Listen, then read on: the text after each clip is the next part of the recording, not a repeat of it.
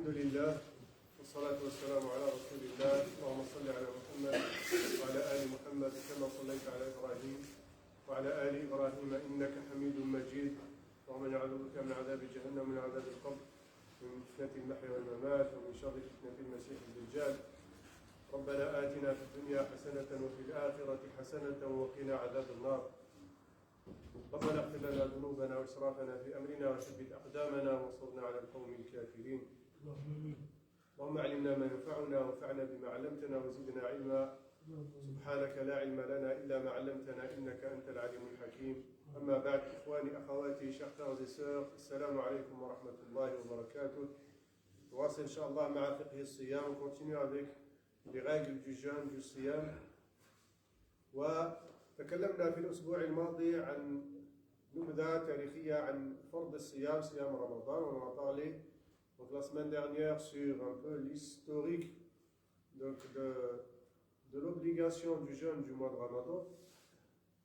ورأينا أيضا مراتب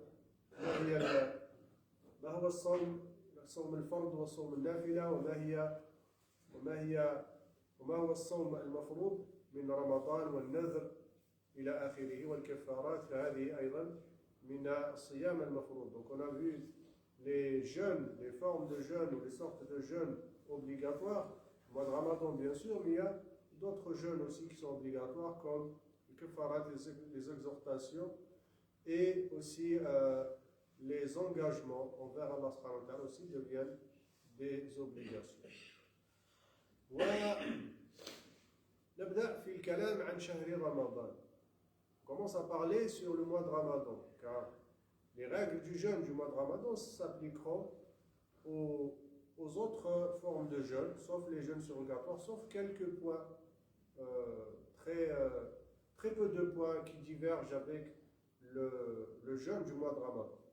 طبعا فقه الصيام فهو نفس الفقه كان في الصوم المفروض أو الصوم النافلة، لا بعض الأمور الدقيقة، بعض الأمور التي تختلف عن صيام الفرض. أولا شهر رمضان نصومه عند دخول شهر رمضان. On commence à jeûner le mois de Ramadan le jour où le mois de Ramadan arrive.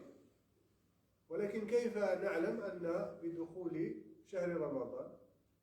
ودائما كل عام نتساءل هل سنصوم كلنا في نفس اليوم أو هل سيكون اختلاف؟ سنتكلم عنه إن شاء الله. Donc quand est-ce qu'entre le mois de Ramadan et chaque année on a toujours cette question, est-ce qu'on va faire le jeûne tous ensemble ou est-ce qu'il y a des pays vont diverger par rapport à d'autres? Tout ça on va le voir Inch'Allah. أولا الشهور القمرية وشهور الشهر الهجري يثبت بظهور الهلال، هلال الشهر. فالشهور الهجرية إما تأتي 29 إما 30، لا أكثر. ليس هناك شهر هجري ب31.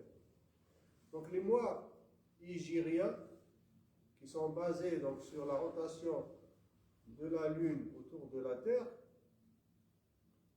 sont soit de 29 jours, soit de 30 jours, mais jamais plus, ni jamais moins. Il ne peut pas y avoir un mois de 28 jours, un mois hégirien de 28 jours, ni un mois hégirien de 31 jours.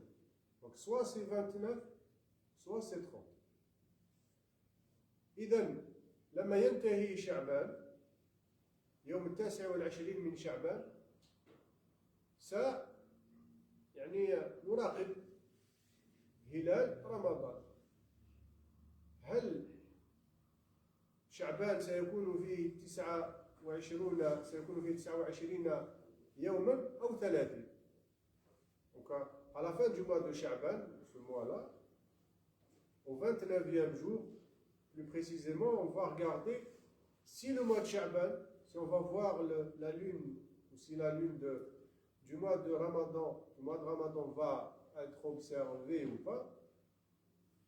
Et donc si le mois de Sha'ban compte 29 ou 30 jours.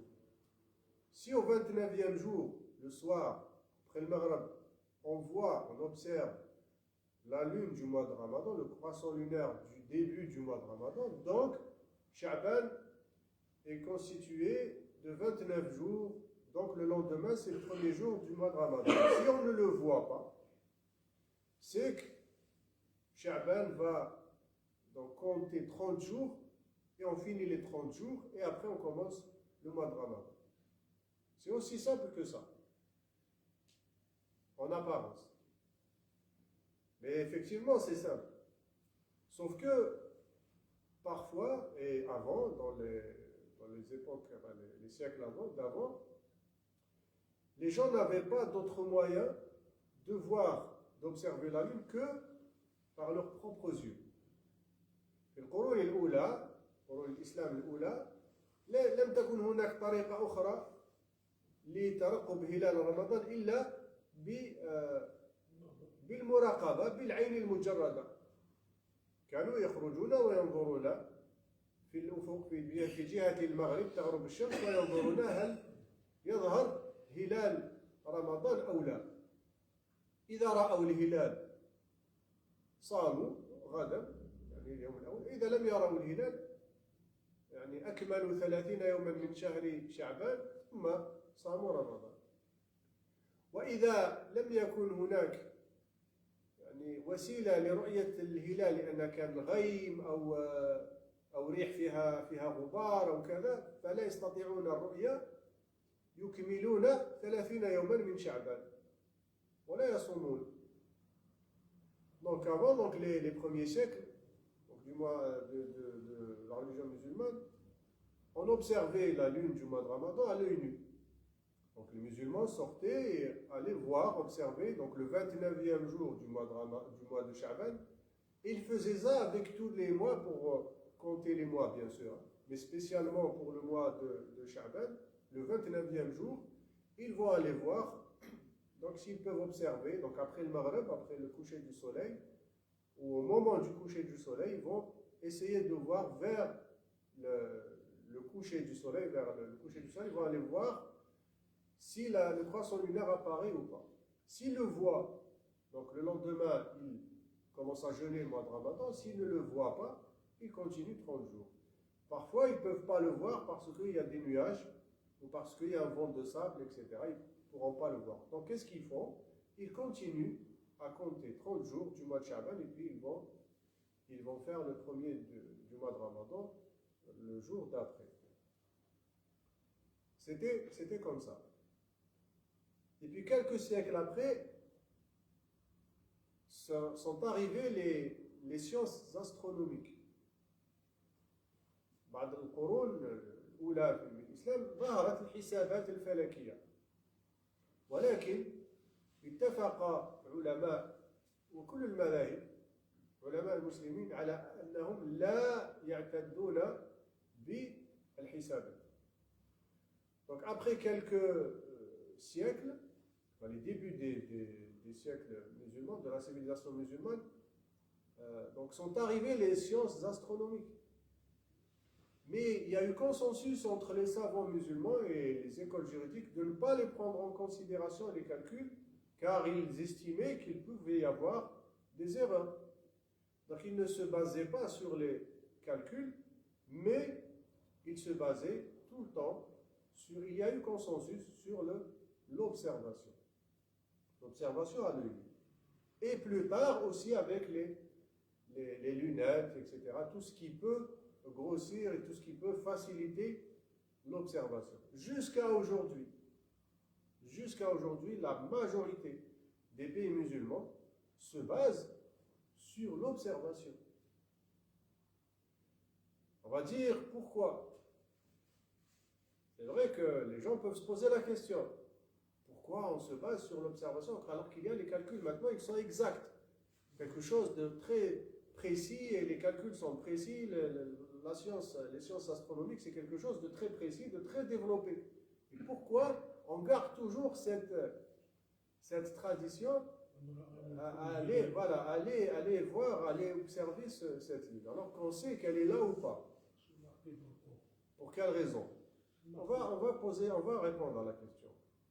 Ce n'est pas une question de rejeter les sciences, pas du tout. Pas du tout. C'est que cette tradition-là, elle ne peut être utilisée que par les gens qui la possèdent. Or, tout le monde, la Terre entière, ne possède pas cette technologie. Ça, c'est la première des choses. C'est-à-dire dans des endroits où ils n'ont pas cette technologie. Comment ils vont faire? Ils n'ont pas de moyens de communication avec les autres pays, etc. Ça peut exister. Oui, l'être humain s'est développé, les pays, la civilisation a augmenté, etc. Mais qui nous dit que demain, toute cette technologie ne disparaîtra pas avec les bêtises humaines? C'est possible ou pas? C'est possible que demain, l'être humain fera tellement de bêtises qu'il va se détruire lui-même, ou que toute cette technologie va disparaître. C'est possible aussi. Alors comment on fera? On reviendra à cette méthode, la méthode la plus simple, qui est donc d'observer. Mais si on perd cette façon de faire et cette science, ce savoir-faire d'aller observer, etc., on risque de ne plus savoir demain comment faire nos adorations. Donc, on se base, on s'appuie sur les calculs astronomiques pour savoir si la Lune sera observable ou pas. Mais on garde quand même la tradition. C'est l'avis de la majorité des savants. De la majorité des savants, la majorité des pays musulmans. Ce n'est pas parce qu'ils ne font pas confiance aux calculs astronomiques, mais parce que d'abord, il y a donc la tradition prophétique qui dit donc Somu li ru'yatihi wa aftiru li ru'yatihi. Donc, jeûnez à l'observation du croissant du mois de Ramadan et arrêtez de jeûner, c'est-à-dire faites l'Aïd, aussi à l'observation du croissant lunaire du mois de Shawwal, qui est donc le premier jour de l'Aïd, qui est l'Aïd, premier jour de Shawwal. Donc cette tradition prophétique, elle n'est pas là pour rien. C'est que notre religion est la plus simple possible, c'est-à-dire on peut adorer Allah subhanahu wa ta'ala, pratiquer notre religion avec la technologie et sans la technologie. C'est pas que demain il n'y aura plus de technologie, on ne pourra plus faire les choses. Ah, on ne peut plus calculer, il n'y a plus d'observatoire, il n'y a plus rien, les choses ont été détruites, ça peut arriver. Maintenant, on ne sait plus comment pratiquer notre religion. On revient toujours à la base. Donc on s'appuie sur les calculs pour savoir s'il y a une chance de l'observer ou pas. Comme cette année par exemple, on sait qu'on n'aura pas de chance. Carrément les calculs infirment, disent qu'on ne pourra pas, il est impossible d'observer le croissant lunaire le 11. Donc on fera le Ramadan le 13. Car le croissant lunaire ne sera pas observable le 11. Donc le 12, on va finir 30 jours et on fera le Ramadan le 13 avril, Inch'Allah. Pourquoi? Parce que les calculs astronomiques nous disent qu'on ne pourra pas l'observer. Il ne sera pas observable. Il va se coucher, le croissant lunaire va se coucher bien avant le soleil. Donc, on ne pourra pas l'observer. Et si on ne pourra pas l'observer, donc le mois de Ramadan ne commencera que le jour suivant. Car le mois de Ramadan ne commence que quand la lune se couchera après le soleil. Si elle se couche avant le soleil, ce n'est pas le croissant lunaire de Ramadan, ça reste toujours le mois de Sha'ban. Ça, les savants, les érudits musulmans ont décrété ça. On ne peut pas parler du mois de Ramadan si la lune ne se couche pas après le soleil. Si elle se couche avant, ça sera un jour de Sha'ban et non pas un jour de Ramadan. Donc voilà pourquoi on insiste tant sur cette observation. Car on peut se dire, allez, les calculs astronomiques nous disent que le croissant lunaire est présent à 17h de l'après-midi ou à 18h. Et le soleil se couche à 20h30. On pourrait se dire, hein, mais il est là le croissant. Pourquoi on ne commence pas demain le Ramadan? Non. Le droit musulman nous dit que cette lune-là on ne peut pas la compter comme un jour comme une lune du mois de Ramadan. Vous comprenez un peu la subtilité? Même si le croissant est là, oui, il est là à 17h de l'après-midi ou à 18h. Mais non, on ne peut pas le considérer comme un croissant lunaire du mois de Ramadan. Ça reste toujours un croissant du mois de Sha'ban. Il faut absolument que ce croissant lunaire, on observe ou qu'il se couche après le soleil. S'il se couche après le soleil, oui, il est là, il est présent. On peut l'observer, comment on ne peut pas l'observer? Vous comprenez un peu la subtilité? Donc il ne faut pas se dire, non, le croissant est là, donc demain c'est le premier jour du Ramadan. Non, il faut attendre que le croissant lunaire, que la lune se couche après le soleil. Oui. Comment ça, il se couche?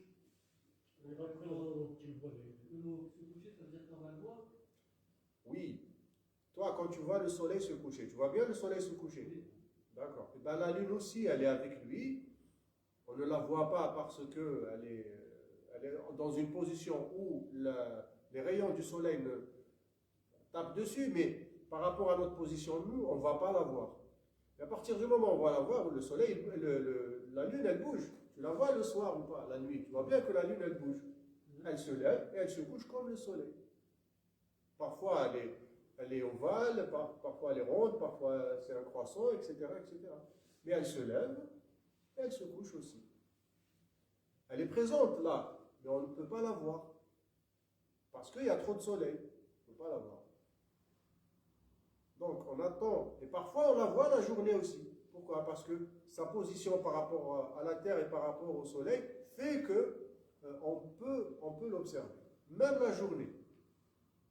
On peut observer la Lune, même la journée. Tu l'as déjà vu la journée ou pas? Ouais. Ben oui, donc on peut l'observer la journée. Et si on observe la Lune la journée, on ne peut pas considérer que c'est une lune du mois de Ramadan, c'est-à-dire le dernier jour de Sha'ban. Il faut absolument qu'on la voie après le coucher du soleil, le 29e jour de Sha'ban. Donc voilà pourquoi on s'appuie sur ça. C'est un calcul. Utiliser les calculs astronomiques n'est pas interdit, car Allah subhanahu wa ta'ala nous l'a montré dans le Coran. وَالشَّمْسُ وَالْقَمَرُ بِحُسْبَانٍ. La lune et les soleils, ce sont des calculs.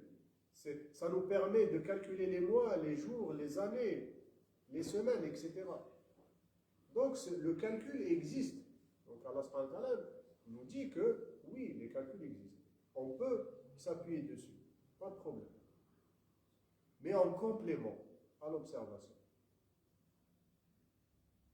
Wallahu a'lam. Donc voilà le premier jour. Alors, il y a ce qu'on appelle le jour du doute. Yawm al-Shak.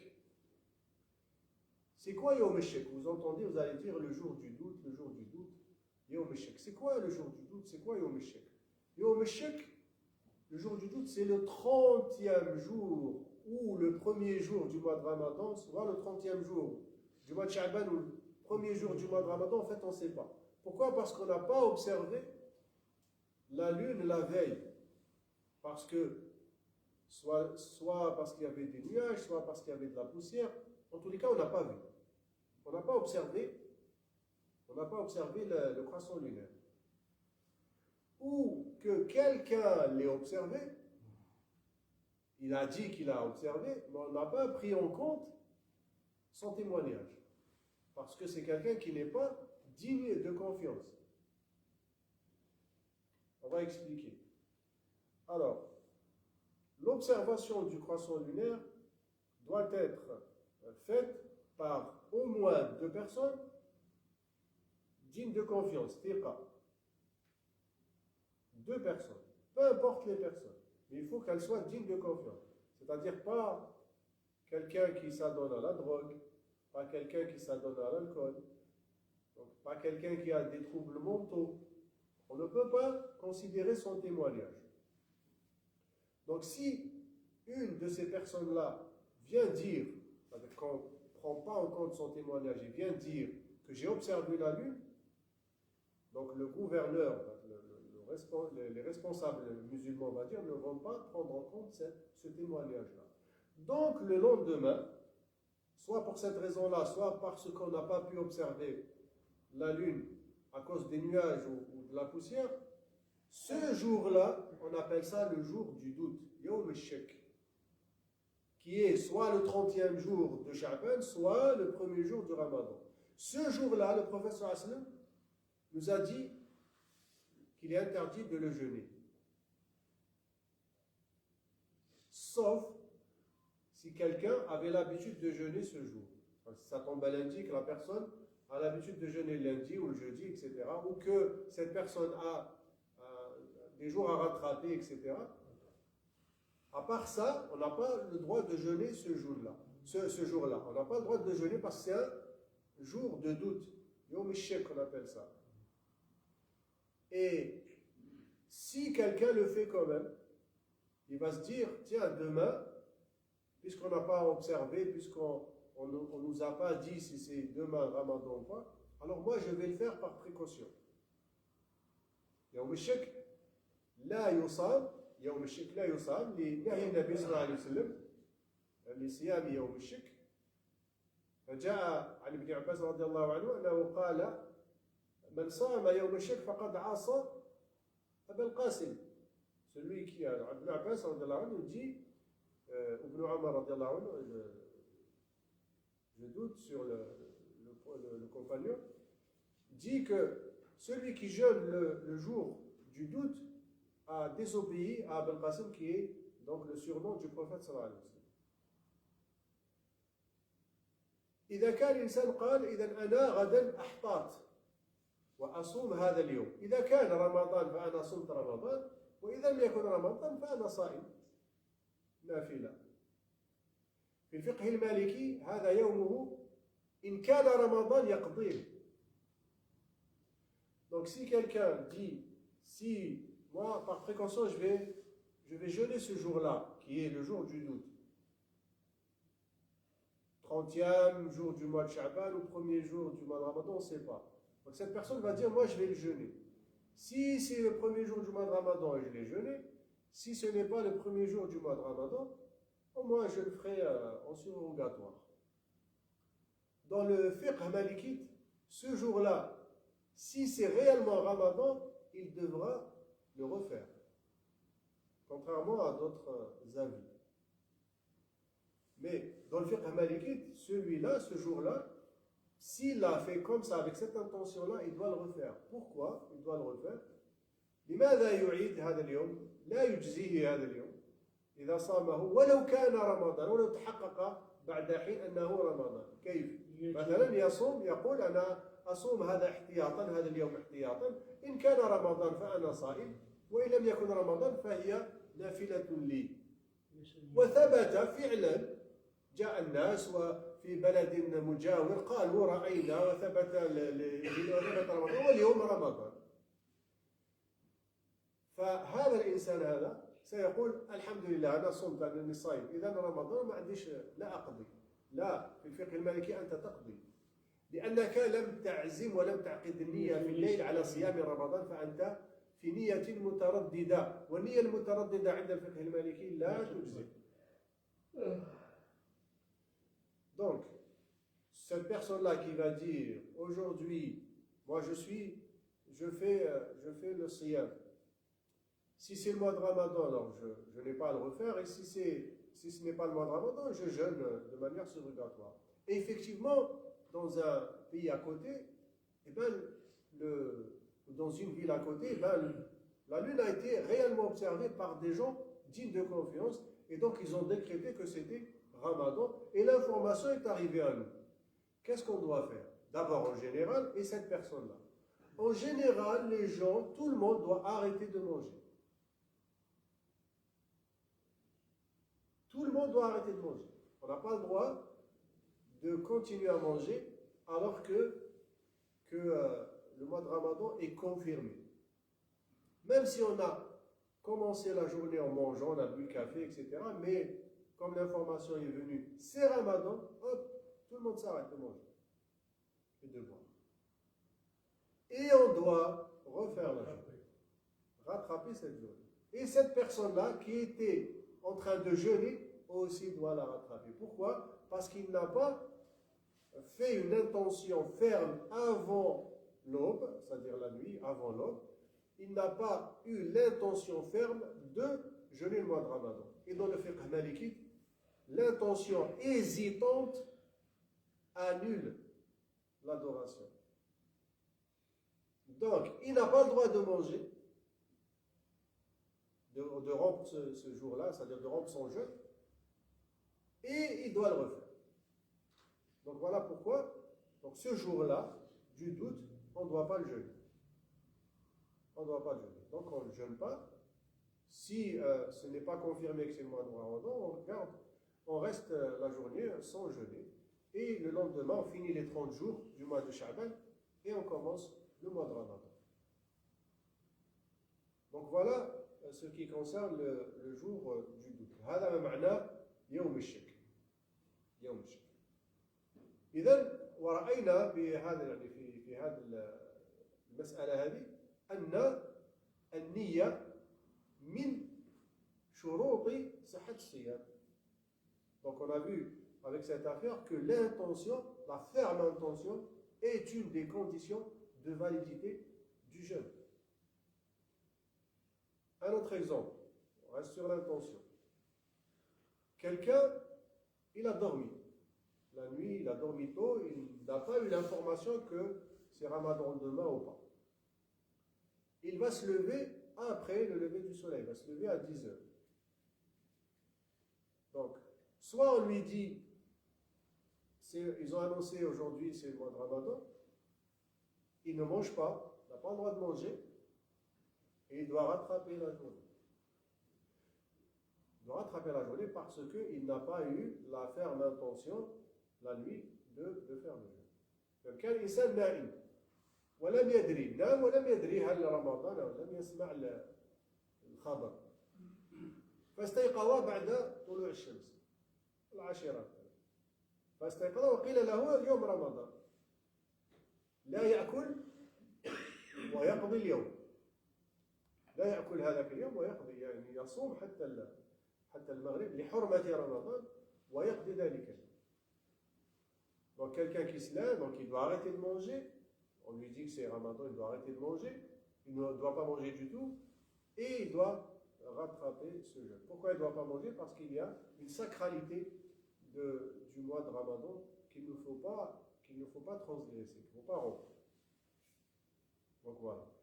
Et s'il se lève, ne sachant rien du tout, il est encore dans les vapes, il va prendre son café, il va boire, il va manger, etc., etc. Après, on lui dit, non, mais aujourd'hui, c'est Ramadan. Il s'arrête de manger, de boire. Parce que s'il continue, il va y avoir autre chose. C'est-à-dire, le jour, il va s'arrêter de manger, de boire, et il doit rattraper cette journée. Et puis, il n'a pas de tort à se reprocher. يعني من استيقظ وشرب قهوة وأكل ثم قيل له اليوم رمضان أولا لابد أن يكف عن الأكل وعن الشرب لحرمة رمضان ويقضي ذلك اليوم طبعا ولا إثم عليه ولكن إذا استمر في الأكل والشرب عمدا فقال أنا كليت شربت نكمل هكذا وخلاص. هنا حالتان عفوا. Donc cette personne a mangé, a bu à manger, puis elle s'est dit, on lui dit aujourd'hui c'est Ramadan. Puis il va dire, bon, moi de toute façon j'ai mangé, j'ai bu, j'ai mangé, allez, je vais continuer de boire, de manger, de toute façon je vais rattraper cette journée. Alors celui qui fait comme ça, donc il y a deux cas. Soit il le fait exprès en sachant qu'il est en train de transgresser la sacralité du mois de Ramadan, lui, non seulement il doit refaire la journée, mais il a le kaffara, l'exhortation. On parle du fiqh malikite là, on ne parle pas des autres, on parle du fiqh malikite. Dans le fiqh malikite, transgresser la sacralité du mois de Ramadan implique une exhortation qui est quoi? Jeûner 2 mois successifs ou nourrir 60 pauvres. Donc si cette personne-là le fait sciemment, en sachant qu'il n'a pas le droit de le faire, من فعل هذا عمدا وهو يعلم الحكم أنه لا يجوز له يعني المواصلة لاستئناف الأكل والشرب، هذا يجب عليه القضاء والكفارة. عند الفقه المالكي انتهاك حرمة رمضان يعني فيها كفارة، القضاء والكفارة يعني صيام شهرين متتابعين أو إطعام 60 مسكينا. وإن فعل ذلك وهو لا يعلم الحكم، يعتقد أنه أكل فيواصل ولا يعلم أن فيها حرمة وفيها يعني أمر عظيم، فهو تأويل كما نقول تأويل قريب، هذا عليه القضاء فقط وليس عليه الكفارة، لأنه لا يعلم الحكم. أكل وشرب اعتقادا منه أن يعني هذا هو يعني ليس عليه أن يمسك عن الأكل والشرب. Donc le deuxième cas, celui qui le fait en ne sachant pas la jurisprudence, c'est-à-dire il va se dire j'ai mangé, j'ai bu, en croyant qu'il a le droit de le faire, il a le droit de continuer puisqu'il va rattraper le jour, en croyant qu'il a le droit de continuer de manger à boire, lui il n'y a pas de kafara, il n'y a pas d'exhortation, parce qu'il ignore la jurisprudence et pour lui, il a interprété, on va dire, sans connaître la jurisprudence, lui, il n'a pas de kafara, pas d'exhortation. Donc voilà ce qui concerne déjà le premier jour du mois de Ramadan. Il y a déjà beaucoup de choses. هذا فيما يخص أول أيام أو يوم رمضان أو يوم الشك إلى آخره. ثم النية، ثم ننتقل إلى حكم السحور أو السحور والفطر. Donc on va passer à suhour, ce qu'on appelle suhour, c'est-à-dire manger avant l'aube, et le fitr, manger lorsque le soleil se couche. À quel moment on doit arrêter de manger et à quel moment on a le droit de rompre le jeûne. هذا إن شاء الله نراه نواصل فيه الأسبوع القادم إن شاء الله. Donc on verra ça la semaine prochaine إن شاء الله. Donc ce droit, ce fiqh du siyam, on continuera la semaine prochaine إن شاء الله. Juste entre parenthèses, là on se base, ce qu'on est en train d'étudier là, c'est le fiqh maliki. Il va y avoir des divergences sur certains points avec d'autres écoles, on va les montrer Inch'Allah. On va les montrer Inch'Allah et on dira si on a le droit de prendre un autre avis ou pas. Hein? Ça, il n'y a pas de problème Inch'Allah. Ça dépendra de la personne, ça dépendra de la situation, etc. سبحانك اللهم وبحمدك أشهد أن لا إله إلا أنت أستغفرك وأتوب إليك. سبحان ربك رب العزة عما يصفون وسلام على المرسلين الحمد لله رب العالمين وبارك الله فيكم.